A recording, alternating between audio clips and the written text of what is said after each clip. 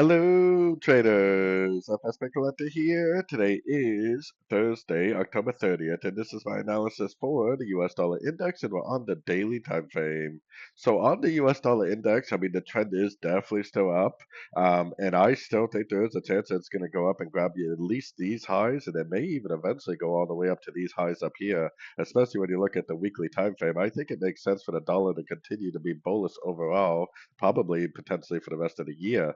Now, we can't rule out the possibility. I always try to look at both sides of the coin. We can't rule out the possibility of this being impulsive, this being corrective, and then it makes another impulsive move down like that. But if that is the case, we should be able to recognize that on shorter time frames. Going down to the 1 hour time frame, like I said, I personally think the dollar is going to keep on trending up. I'm not really looking for any shorts on the dollar via the dollar pairs themselves. But like I said, we cannot rule out the possibility of this being like a big old giant ABC pullback. If it is some sort of an ABC pullback, then it might bounce from a fib level, make like a double top and then go down and then break structure.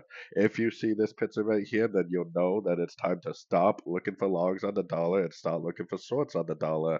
But for me personally, the only thing that's going to cause me to look for shorts on the dollar pairs or via the dollar pairs is this picture right here, because odds are probably better that it's actually just going to continue to make higher lows, higher lows, higher lows, higher lows, higher lows, and just continue to trend.